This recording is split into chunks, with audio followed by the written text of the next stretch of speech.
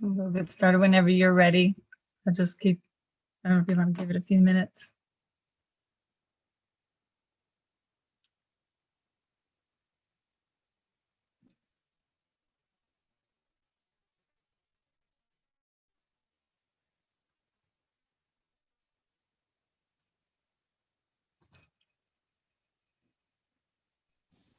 You can go ahead and start if you want, and just for interest of time, they can always come back since it's recorded.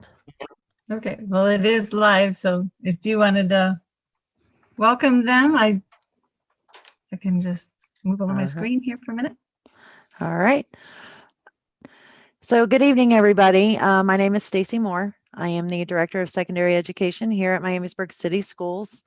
I want to welcome you guys to our orientation for students and parents that have opted in for online learning to start the 2020-2021 school year.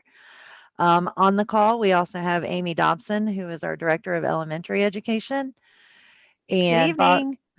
Hello. And then we have Bob Neubauer, who is kind of going to be the supervisor of our online learning once this all gets up and running. Along with myself, Amy, and Bob, we have about 45 online teachers. They're going to try and make this a successful start to the school year and a good way for students to stay safe and continue their education. I am the one that is hounding you with all the emails. Even though it says remote learning, it is me. So continue to email me or call me if you guys still have questions. At this time, I'm going to turn it over to Stacy Anderson Cook, who is an employee of the Montgomery County Educational Service Center, and she is our liaison between us and schools PLP. Go ahead, Stacy. Thank you. Yeah, I welcome to this little evening to just learn a little bit about what the online experience is going to be. Tonight, we are going to kind of walk through a parent login and a student login so you can see what it's like as a student in the pre-K, up to second grade Lincoln Learning content, and then their Bright Thinker, which is like pretty much most of the other elementary grades and high school courses curriculum. And we'll just kind of take a look at these and a little bit of how you submit assignments and things. And just to let you know, in Lincoln Learning, each lesson is about a day's worth of work for the student. There'll be different components, and I'll show you what those look like. And then in the Bright Thinker, it's set up just a little bit differently, and they have like little quizzes and things about every 5th day. So we'll get started on that. Let me screen share the URL. Now you will get a, hold on one second. You'll get a login with your Miamisburg URL embedded in that. So let me go back to this and share.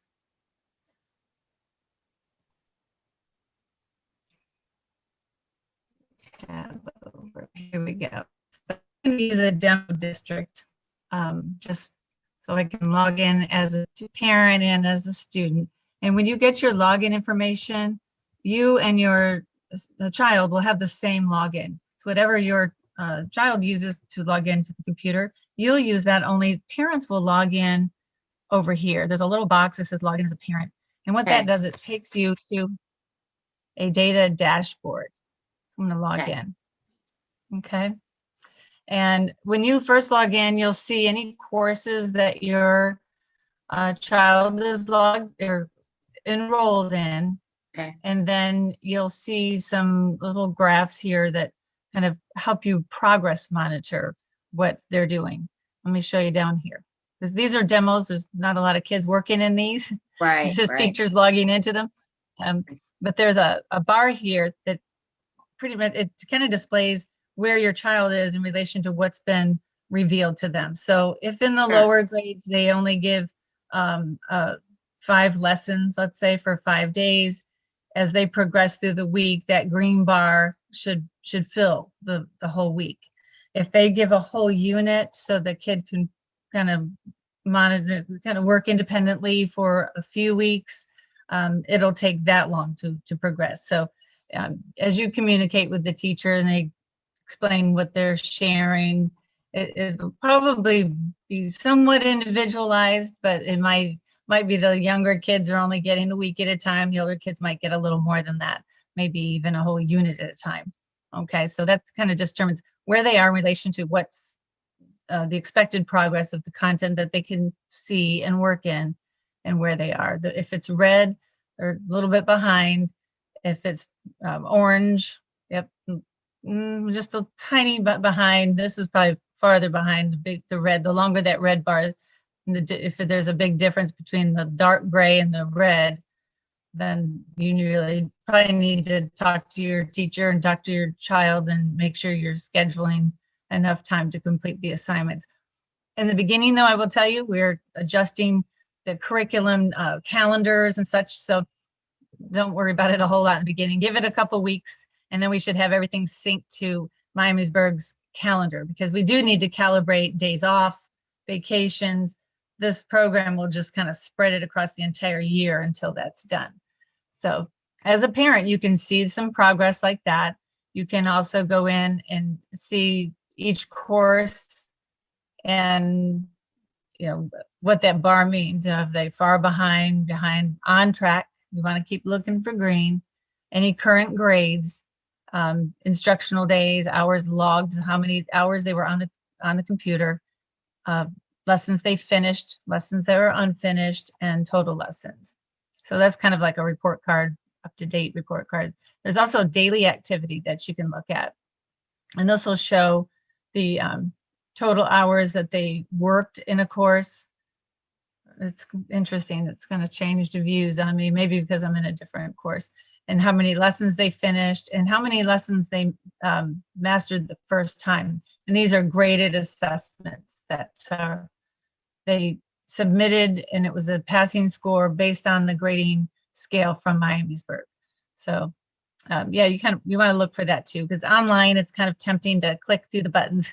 You want to make sure they're taking the coursework seriously, especially the Bright Thinker. It kind of happens kind of quickly. I'll show you, and they'll need to review a little bit. There's vocabulary words to study and things to look back at before they take the quizzes.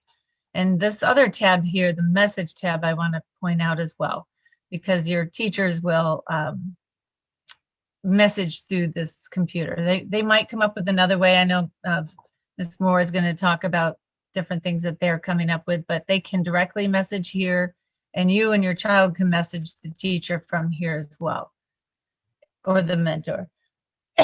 Excuse me. And if you log in and this is what you see, a message has come in from the teacher or the mentor, and you will need to log in as your child, log out as the parent, log in as the child, and then read the message.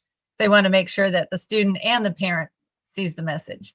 So they kind of send it to both, locks both of you. The child can't continue in the course either until they've either acknowledged or written back to the teacher. Okay. And the other thing I want to point out on here is I highly recommend that you use the tabs over here to log out. And especially if you're sharing computers and devices with your siblings, sometimes if you don't log out, you have a little difficulty logging back in. So be sure to log out. It's not hard, it just doesn't want to let you log in. Okay, so I logged out as the parent, and I'm going to log back in using the same username and password. And now I just go in and it's the same screen. So all the courses are here. The bar graphs are here, the report card, daily activity, and we go to the messages. So if the teacher had messaged, it would be locked like this. The student would have to either write back to the teacher or click I acknowledged you've read this message. And that will clear the student to go ahead and do the work. Okay, so we go back to overview to come back to all the courses. The other things on this tab is the students platform allows you to message to the teacher. So you can click on that and it'll have a list of any teachers and mentors associated with the student in the platform. So that would be a good place to get a hold of them. And then over here, this is now a working tab. I don't know if I mentioned in the parent tab, the need help doesn't necessarily do anything, but here it does. And there's a lot of FAQs, frequently asked questions, that are already kind of embedded in this. How do I work on a course? Different things here. What is this one? Are there any updates coming up? So you can plan accordingly. Okay. and different questions you can type in. So let's go into, we'll start with Lincoln Learning, just to start with the lower grades. So whenever they're ready to work on a course, one thing that's different, the parents just has the name of the course, the students has a work on this course, and there's a little pencil right beside it. So you can click on that course to open it. And I'm going to tidy this up. All these little arrows over here kind of fold up these folders for you. So it'll have like the content that they're engaging in is over here, and the content is over here. If they left the whole course open, all of these units would be open for the student to see. Sometimes the teachers will hide some of these, especially in the lower grades, so that they don't start with light and sound, because that sounds fun. They need to kind of work in order, okay? And for parents, the course overview takes you back out to kind of a pacing guide, but the course resources tab, I'm going to click here on the little arrow thing, and that'll open up all the resources for parents. So like a parent and teacher guide is in here, a guide to social and emotional learning, a pacing guide. These are really valuable. I'm going to open the parent guide for you first, because this will give you, and the teachers, parent and teacher guide, a nice overview of the entire course, okay? I'm going to download that real quick, and I recommend that you do download, don't print. It's 170 pages, okay? They're all about that long. And I'm going to open this up just so you can get a good idea of what's in these guides. This is with the Lincoln Learning. They're not quite as in-depth in the older grades, but there are some objectives and overviews of what the children are supposed to learn with Bright Thinker. But they'll get into an introduction of the whole course. They'll talk about the different components, the watch its, read its, and all that and what they're intended to do to activate the prior knowledge. There's some initial questions. There's activities to engage them in online and offline activities. There's different ways to demonstrate that they're understanding things. And with the little ones, not everything is going to be submitted as a grade. You know, it is intended that somebody is going to be most likely working with them, right? Somebody will be home talking to them about their course. I don't think it's developmentally appropriate just to leave them on their own. So there's a lot of activities that you can engage in discussion. There's ideas to use a science notebook and different ways that you can assess. It kind of even gives you an idea of how people learn. They give you some background knowledge on teaching and learning. They give you some ideas on how to ask questions to understand what your child knows, the whole art of questioning. This is where I really want to get to. In the Lincoln Learning, this is just the kindergarten, first grade, second grade. They have different components that make up those lessons. And the teacher should probably maybe push out maybe 5 at a time for a lesson. They might have a read it, and that's something that they can read along with a reading tool. Those usually follow the teach it and watch it.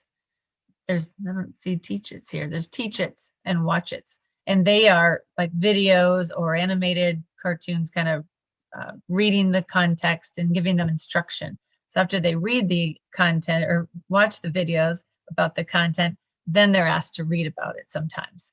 And then they're often given time to play a game to apply some of these skills or practice these things. And there's a lot of activities that are called show-its. Sometimes they ask the student to print things. We'll ignore that. These are just ways to demonstrate that they know what they're doing and to give you an idea of whether they are understanding the content. Unless the teacher and you and the teacher decide, yeah, let's turn this one in, they can make it a gradable thing. We sometimes even say submit here, because it can be if they all decide they want to do that, but they do not need to be submitted. So in fact, they even give you an answer key so you can check yourself. It's kind of a self-check of understanding. The assess-its, on the other hand, are things that you do need to submit. So you're either going to submit them or answer questions right online. And then there's additional activities called reinforce-its that kind of can add additional skills and activities to help students who maybe didn't master all of those standards when they took the assessment. And there's extendeds. If the child has mastered everything and they want to really take it a little further, they can add in some enrichment with extendeds. And there's also apply it. These are, again, non-graded, but they're additional activities that can be done at home. So they're all a lot of ideas in here. Again, all of the standards, there's the lesson plans at the end for parents and teachers to kind of use as a guide. So I'm going to leave that out and go back to the course. So now what does it look like? So I'm going to close up the course resources and open up ecology and give you a little intro to Welcome to Science. So you can just see what it's like, just a touch. And there's a little box. I'm going to click on that to go full screen. And then there's the little arrows here that might make it go a little bit bigger yet.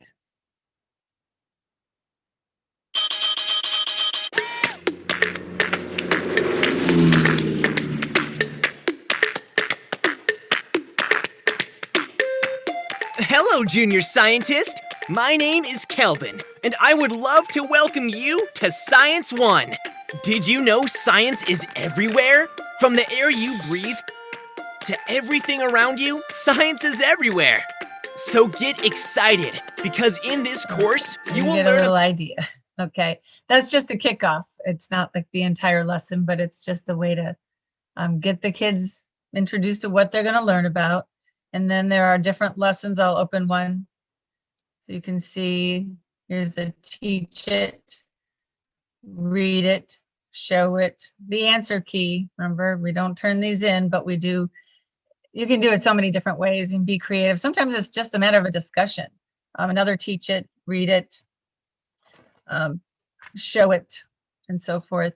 If I go down to lesson 2, again, more teach it, read it, watch it, and so forth. I'll get into this one, to teach it, terrestrial habitat, just another little, sometimes the teacher's like a little avatar, you'll see here.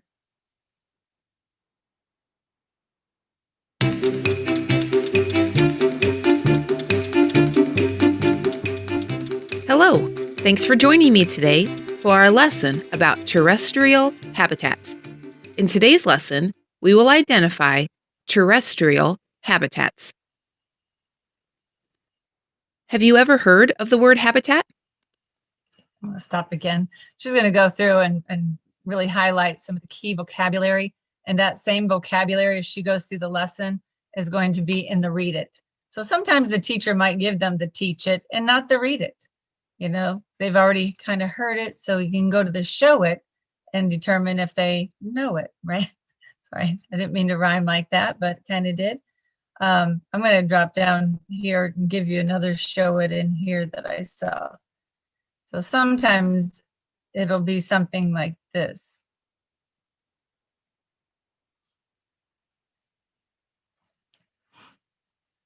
So they'll say you will identify forest animals and plants. And then it says glue and scissors, and you can pretend that you're going for a hike, use your favorite internet search engine, or you can just go outside and look around, right? Research what a forest is if you do that online, or you can pick 2 animals out that you come across on your hike. It says you can print out pictures. My guidance is you can draw pictures, especially at K2. It's really good for their muscle coordination, right? And then they're going to name those animals and create that. Pick 2 plants that you come across and print out their pictures, or draw those pictures and write them on each of the plants. So you can do that, but notice it says you could submit. It's not here now. Somebody's already done that. You don't need to submit these unless you and your teacher decide that's something necessary. But these are the show it's again. Okay. So I wanted to get out of Lincoln Learning for a minute. One last thing I want to show you. There's 2 things. When the little ones are on, teach them to use the next activity to go through the course. Otherwise, they might be bouncing around and go out of order, especially if there's a teach it, then a read it. You want to do that teach it first. Okay, so use that next activity. And this little toggle here is a read aloud tool that you can use to click on, and You click that open and that will read all the text wherever you start, wherever you click, it'll start reading from that point. You will identify forest animals and plants. Okay. And you can also just have it read some words. So if I wanted to just, if I click on this one here, Materials. Glue, scissors, printer. Adventure Stop. into the forest. You are going to pretend that you are going for a hike in the to forest. unclick it. You- Sorry. If I wanted to just highlight a certain word, I could highlight a certain word and click that arrow and it will read just the one word. I can also click a word and hit the globe and it'll translate a word into Spanish or whatever language I need it to. Okay, if I don't know what an internet search engine is, I could highlight that, click on the globe, and it'll translate it for me.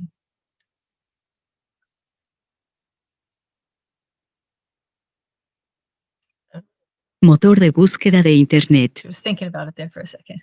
All right, there's sticky notes and highlighters. You just highlight and use the other tools as well, but it's a nice little tool for the kids. So I'm going to now log out from Lincoln Learning, and I'm going to log back in. I guess I didn't even have to log out, but I did. To go back to the course, I wanted to just go to another course. I could have just closed that and gone back, but I was thinking a fourth grader now. So in the fourth grade curriculum, I'm going to use this social studies. So again, click on the pencil, work on this course. Okay, and this one, I'm going to move this a little. Again, you still have all the next activities and the full screen capabilities and so forth. And on the side here, I'm going to close it up, make it tidy. You have an overview and you have some getting started things. In the units, I'll show you how the units are. Instead of the teach it, read it, watch it kind of a thing, it's lesson 1 is learn about it, then how to use it, and then different examples of those things in the map unit. And then there's a quiz. And I mean, this to me seems like no more than a week, right? And then lesson 4, if you open that one, you have language of geography, and then lesson 5. Let me just go into lesson 4 a minute. So there's lesson 4, 5, 6, an activity and a quiz. But so these seem to me to be about a chunk of a week. But if you go into, see which one I picked on here that I wanted to see, terrestrial habitat.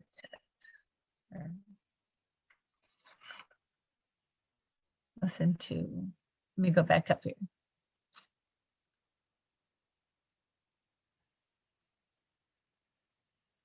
Oh, I'll go down here.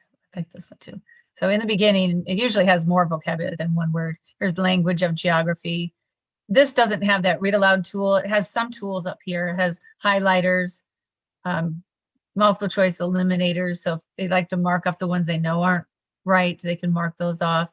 And it has some read aloud of the vocabulary, like here. Okay, guess I could. Landform. Some of them have like 5 words to review, but they would read through the context, read about landforms, look at the different maps, read down here. There's some other types of maps. Sometimes there are little lessons and videos embedded in here. There's a combination of text, animated drawings, real life photographs, lots of terminology built into the context. Okay, and then they have these little reviews. So whatever they've read or learned about, or sometimes there's videos embedded in there too, they'll have a little activity to review what they've read. So it's kind of a comprehension activity. So this is match the descriptions with the landforms that they just read about. And these are just toggles for multiple choice.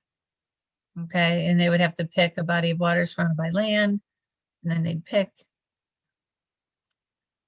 And then down here, matching, just this is a place that receives very little rainfall. And then they would have to choose those. Oh, there's a picture down here that they have to be looking at, okay, to identify some of these things. And then, yeah, they have to say, is this thing, is it J, is it L, is it I, based on what they've read. Now, can they go back up and look? Absolutely. It's all about just finding their answer in the context, getting some good review. Okay, so it's not a test, it's not graded, but they do get to submit their answers. If they run out of time, they need to save and exit. Okay, so we'll save and exit right now, just so it's not submitted as a grade yet. Okay, and then they can continue. You can go back to it. All right. But these are just little activities. It looks like about every 5th day is a little quiz, but they have all that embedded practice as they go along. Okay. And again, you can go full screen. You can use next activity up here too, to go down to the next one. For some reason in this one, it does ask if you're moving to the next site. So it must need to toggle. So just click yes and go back. Okay, so that's just a little taste of the Bright Thinker and the Lincoln Learning Curriculum. Hopefully it ease your mind a little bit what it looks like. And I'll step out of here. Don't forget those parent resources. And I will stop sharing my screen. I think Ms. Moore has some things that she might be sharing with you next. Yes, I'm going to try and share my screen here. I have lots of screens open, so give me a second. I've been watching on YouTube, and I'm hoping this part will answer a lot of questions that are going on, just how specific this is to our district. So Stacy was going over, what the PLP program actually is, and I'm going to go over kind of how it applies to our district. So first, your district online staff, like I said, I am Stacy Moore. I'm the Director of Secondary Education, kind of overseeing the remote learning. But then Amy Dobson is also handling the K-5 specifics, and she is the Director of Elementary Education. Bob Neubauer is our online supervisor that he is monitoring all the students and the teachers. Then how it's going to work in our district. So we have, like I said, 45 teachers supporting our students. We have each teacher will be identified as a PLP mentor and a teacher of record. So every student is going to be assigned a PLP mentor. Our teachers are going to have between 60 to 70 students that they're going to be a mentor for. And that PLP mentor is kind of like in our world of the in-building class, kind of like a homeroom teacher. So that PLP mentor for students are going to help support them for online learning. No matter what, we know this online learning is new for every student out there. It is new for us. It's new for our staff. So just really trying to guide students into being effective, efficient online learners. They will also, the PLP mentor is also the one that is responsible for monitoring the student progress and the attendance to make sure students are on track with getting their work done. The PLP mentors will have a weekly schedule. They're going to divide their caseloads up into small groups. So they'll have a time each week that they can reach out to their students on their caseloads. They may schedule some Google Meets if students want to get on and discuss. They will also then set some office hours if students need some additional assistance. Then students will have teachers of record, and our teachers of record are certified teachers in the content areas that they are responsible for. So every teacher also then is assigned some content area, and students, as they are working through, will have, if they're in language arts, they'll have a contact for language arts. If they're in math, they'll have a contact for math. And those teachers, as you just saw, most of the assignments and the activities are built into the system, but those teachers then are there to offer additional assistance, create more resources, add some enrichment or intervention. Many of the teachers of content or teachers of record are creating Google Classrooms to add some additional resources and some videos. They also will have a weekly schedule that all of these schedules for the mentors and the teachers of record will be communicated at a later time. But they're going to have a schedule each week of, this is when I'm going to meet with my 3rd grade language arts students, or this is when I'm working with my 8th grade science students. So they are available for students to reach out. Students aren't required to attend those meetings, but they are there for some face-to-face in-person instruction if they need it. So then intervention specialists, if you have a student that's on an IEP, we do have intervention specialists that are assigned to the online learning students only. They will have a caseload. They will work with the general ed teachers, the teachers of record, to modify and accommodate any assignments they need done. And they will also then provide the specially designed instruction that's included in the IEPs. Are you guys not able to see my screen here? We're seeing it. There we go. So what are the next steps? The next steps are, we are working through right now our class list of, we're assigning PLP mentors. We are scheduling classes. So that is a system we're working through right now, processes. What we are doing to schedule classes is we have looked at all the kids' schedules that they had over the summer, or what was prepared for them to start the school year. And we're trying to match up the courses the best we can in the PLP program with those courses. Scheduling, or if we have questions on the schedules, we will reach out to the students. Let's see if that helps. There we go.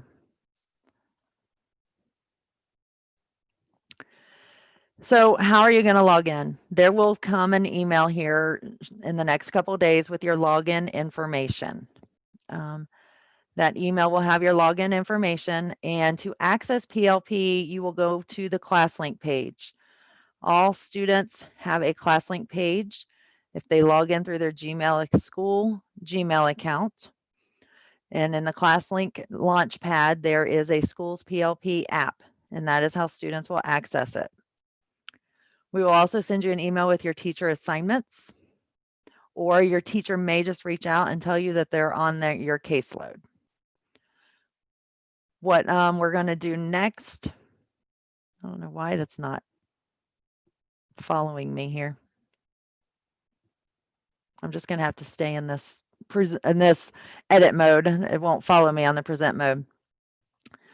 So then next week, September 8th through the 10th, is our first 3 days of school. Our focus is not really going to be academics. It's letting you to get in, explore the program, familiarize yourself with the program. We want to make sure that we are getting everybody where they're supposed to be, what courses they're in, and make sure everybody's ready. So next week really was just getting everybody familiar with the program. So what is student attendance? There is no daily or hourly requirement for the students. There's no time they have to log in if they want to work in the evenings or they want to work on the weekends. Their attendance is going to be monitored based on their progress on the course. So every week, the PLP mentor, based on their schedule, is going to go back and look where the students are based on the previous week. Are the students on track? Then they are in full attendance. There will be a student handbook. Actually, the student handbook is out on our website right now for online learning, and it goes into a little more details of attendance, if students are considered truant, and what is daily attendance, and what our reporting is going to be. If a student is sick and knows, I just cannot do my work, they need to notify their mentor and their teacher. Either send them a message in the PLP program or email them, because you still have access to your school email as well. There is also, since this involves technology, we know we have technology issues, as my slides are not presenting correctly, as we can see right now. So technology issues, if that's going to impact your progress, whether it's your personal device or you've borrowed one from the school, you need to notify your teachers and your mentor as well that you have some technology issues and it's kind of putting you behind. Grading. Page 9 in the student handbook is all about grading. PLP will follow our grading scale. And again, it's monitored on a weekly basis. The K-12 is standards-based. Grades 3-12 is AF system as well. These grades and these assignments are not going to be in progress book. So just as Stacy showed you, you need to go into PLP and monitor the progress. At the end of the quarter and at the end of the semester, we can upload the grades into Progress Book so they know it will be on the report. So then it will be on the report card. So what should my student do on a daily routine? Create a daily schedule for yourself that meets your family schedule. For some people, you're going to be able to get up and start working right in the morning and work during the day. For some, you may need to wait until the afternoon. Some you may have to do in the evening. You may have to do it on the weekends, but you want to make sure that you create a good schedule and good routine and that you're able to work on all your courses. Don't just focus on the favorite ones at the beginning and then fall behind on the ones you don't like. You know, set your time, set a routine. You want to log into your device and you want to log into ClassLink. That's where the PLP app is in ClassLink.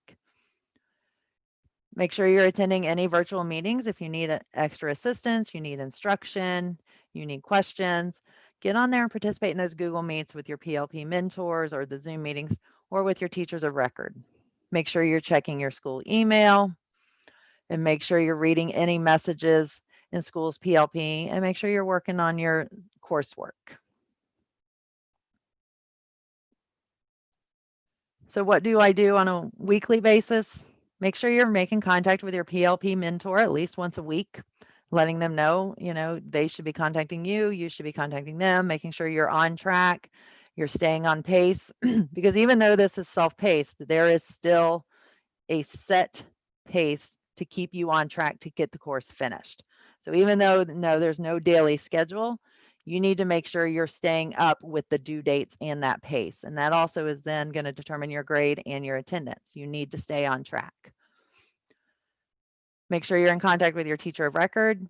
They're going to offer you some additional instruction that you may need, offer you a little bit more than what you're just going to be offered in that PLP program. Make sure you're monitoring your progress. And if you have general needs related to your online learning or you just have general questions, that's who you go to. You go to your mentor for that. And if you have specific content questions, you go to your teacher of record. So our online teacher schedules, the online teacher schedules, they're going to maintain the school hours. So your elementary teachers are 9:05 to 3:45. Middle school is 8:10 to 3. High school is 7:30 to 2:15. Your online teachers are available through Google Meet, email, Zoom, virtual during those hours. If you are working on your work after those hours in the evening or on the weekend and you have a question, send a message through PLP or email your teachers and they'll respond to you within 24 to 48 hours. I'm looking at some of these questions. Let me, somebody asked about ClassLink. The ClassLink again, students can get there to myclasslink.com, /Miamisburg. If they log into their Gmail account, they can access it into their links and their bookmarks. And if you go on our website, there is a link for accessing ClassLink from home. All right, school supplies. We've had people ask sometimes school supplies. Obviously, you need a computer, laptop, Chromebook, some type of device to access the program. Headphones are recommended, but they're not required. Pens, pencils, because not everything's going to be, everything you need to do is not necessarily going to be online. You're going to want to take notes, you're going to want to draw, highlighters. And then you want to have a 1 to 3 subject spiral notebook for each subject and a 2-pocket or 3-ring binder for each subject. And those are just to help you stay organized. And then a calculator based on what level you are in math and science. The home learning environment, this is really important. You want to make where you're going to learn pretty special school space. You want to have a desk or a table, a comfortable chair, good lighting. Make sure you have no distractions. You want to declutter, make sure it's a quiet space. You want to allow yourself some breaks and have some water and some sensible snacks there for you. Okay, some other important information. Like I said, your student logins will come in an email. We're still working through those. Teacher information will either come in an email from a mass email with your assignment, or your teacher will contact you themselves. Again, next week, those 3 days, we're just going to try and get the ball rolling, get everybody adjusted to the program, make sure we have everybody in the courses they're supposed to be in. You're going to be making contacts with your PLP mentor and your teacher of record, and just making sure everybody's ready to go. Somebody asked again, what is the difference between a PLP mentor and a teacher of record? And in the lower grades in the elementary, the PLP mentor and teacher of record are going to be the same. But as you get up in the upper grades and the courses become more, the teachers are certified in just certain areas, that is when you're going to have a PLP mentor and teacher of record. So your PLP mentor is more of a homeroom teacher, and they're monitoring progress, making sure students are doing what they're supposed to be doing, or are there just for support. The teacher of record are the teachers that are providing instructional assistance and some course information. Let's see. Extracurricular activities, that's a common question we get. Your students doing online school through us with the school's PLP program are still considered Miamisburg students, so they can participate in extracurricular activities. School devices. Some of you have opted to borrow and check out school devices. You should have received that email with pickup times this Thursday. They are checked out sort of like a textbook. You are signing an agreement that you are financially responsible for the Chromebook as well. There is a Stay in School remote learning webpage. So if you go to the Miamisburg City Schools webpage and you click on the graphic that says Back to School, there's a Stay in School page, and in the top right corner is a link for remote learning, and that will give you now the link to this presentation, and it also gives you the handbook, and we'll continue to put information out there. One big thing we're asking is patience and flexibility. This is online learning is new for students. It's new for our teachers. This program is going to look a lot different than what we did in the spring. As you can see, it is intense. It is rigorous. We are asking students to learn the same thing and stay on the same pace that they would in the classroom, but at home. So just be patient and be flexible, and we're kind of all in this together. And I'm going to thank you, and I'm going to tell you to have a good night, but I do have some time for a few questions. If you want to type some in the chat, I'll try to keep up a little bit and answer what I can. If you were on the list that you were supposed to get a device and you didn't get the email, go ahead and send me an email at S for Stacy Moore, MOORE at miamisburg.k12.oh.us, and I will see what happened with your email. Will students still be able to take electives? Electives are still offered in the system. Some of the electives up at the high school don't match up, and a couple at the middle school, but we're doing our best to work through those. You do not need textbooks at all. Everything is online. Truancy, we're tracking with no set schedules because students are still expected to stay on track. So they have a week to make sure they're staying on track. So it's kind of a weekly attendance requirement. How is gym going to work out? There is an online PE class. I'm sure they were I haven't dug into every course, so I'm sure they will have students do some activities and track some physical activity logs. Some of the questions are, can we switch to in-building? We are asking that students commit to either online or in-building for a semester. A lot of that has to do with the nature of being able to transition easily with the course and staying on track. As you know, courses are paced differently and go at different speeds. And a lot of times a semester is a good time to bring all that together and the pace kind of aligns. Also for scheduling purposes, that works best.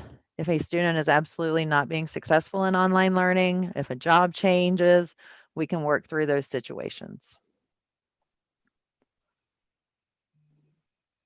What is the difference between Lincoln Learner and Bright Thinker? Lincoln Learning is for our K-5 classes. The teachers will have a lot more instruction responsibility and will be a little more involved in the K-5, where 612 is a bright thinker. That becomes more of self-ownership, and our teachers become more of facilitators.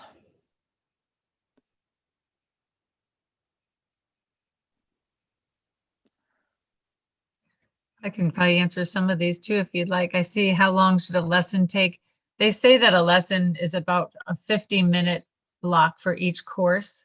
And some of that is online and some of that could be offline.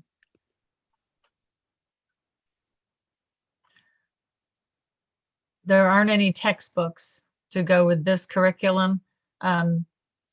Everything that's online, it can be printable for K-5. Those can be printed too, but that's something your district, you have to talk it over with them if they want to do that. But it's the same material that you see online. In gym class, I saw in here some, how does gym work? It'll have a variety of health-related activities, some nutrition things, some exercises to try, and different things to try out. But they're pretty neat units, actually.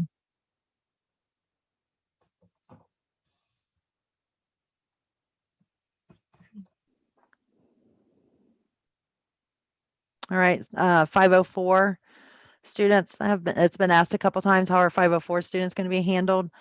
Teachers are provided the 504 plans. So as the teacher of record, they will make sure that these students are receiving the necessary accommodations that relate to online learning for those 504 plans. There's another question about the initial week. I think you alluded to kind of a break-in period. And then how about how long do you expect them to be online? Yep. So we have a break-in, period next week. And then our PLP mentors will let everybody know if they're in group A, group B, C, D, however they split them up, and they'll say, okay, your week is Monday to Monday, or your week is now going to be Tuesday to Tuesday. So they're going to split them up by what days they're going to meet with the students in their caseloads. And that is when you would need to be progress, have all your courses on track, that green that Stacy was talking about. So some of you will be a Monday group, some will be Tuesday, some will be Wednesday, Thursday, just depending on how that week falls. That's a question about how many courses are scheduled daily. How many courses are the elementary kids enrolled in? Do they have 4 and a special or something like that? Amy, do you want to, and some of these are asking about ClassLink for kindergartners too. Sure. So our elementary students beginning in kindergarten are enrolled in all 4 core content areas: language arts, math, science, and social studies. And then they do also have special area courses, art, music, and PE. And then, sorry, Stacy, tell me again what the second part was. Second part was people were asking about kindergartner emails and ClassLink information. That information will be provided if it hasn't already. I know some of the buildings have put that information out in terms of how to access ClassLink, but that is in process. If you have not yet received it, you will be getting that in a mailing from your elementary school. Just so they know, the specials don't necessarily equate to 50-minute time blocks. They're a little bit shorter. Okay, maybe 20 minutes. Great. Somebody asked about high school. High school is going to follow the same schedule. So high schoolers will have 7 courses that they have online. Again, they will have a PLP mentor just the same way, and who is monitoring their progress, who is there to support them for their online learning. They will have teachers of record. So if a student's in English 9, I can tell you Ms. DeMasso is the English 9 teacher. So she will be the teacher of record for that English and will be the one offering instruction. And so the high school teachers were kind of working on a schedule to make sure classes, the Google Meets didn't interfere. So if a freshman student has English 9, has biology, they're trying to work out a schedule to where the Google Meets didn't all overlap. So that schedule will be released. Every kid logs in through ClassLink. That's coming up quite often. Everybody will log in through ClassLink. There is a question about, will there be peer-to-peer interactions? Will the mentors or teachers do any group Zooms or anything like that? Yes, they're working, their daily schedule will be small groups. So I just was using Ms. Damaso as an example. So she has English 9 students that are divided into 3 or 4 different groups, small groups. So they're 20 to 25 kids, and they're going to be doing those Google Meets. They'll be scheduled based on small groups. And there may even be some when they decide that students need a little more help or need some enrichment, or there just may be somebody struggling with different things. They may just schedule even smaller Google Meets.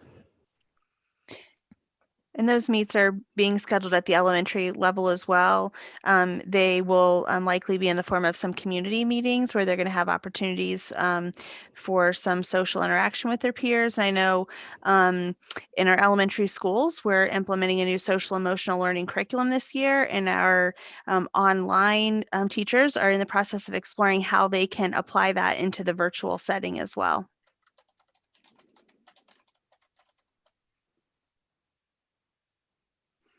Somebody asked how many classes for the middle school. Okay, the middle school in 6th grade, they have 4 core classes and an elective, just like they would in building.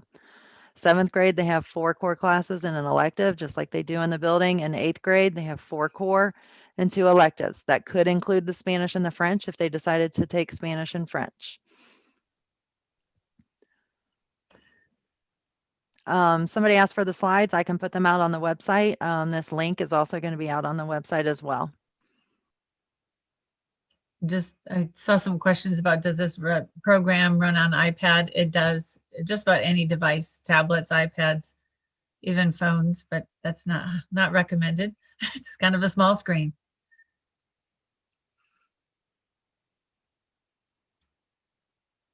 And the printer, they're asking how important is a printer? And most of the activities you should not be needing to print. There keeps coming up questions about high school schedules. The high school schedules, again, we are working on scheduling online right now and working through that enrollment with students, or not students, with staff creating the schedules. We're aligning them to what was already scheduled in the building. And when you are able to log into PLP and we get those enrollments done, you'll be able to see what courses you're enrolled in.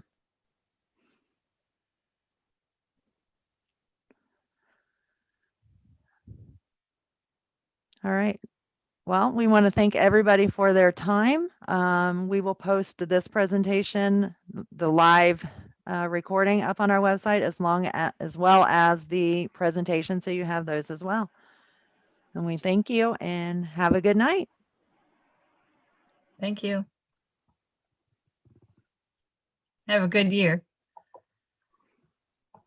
And reach out if you have any questions.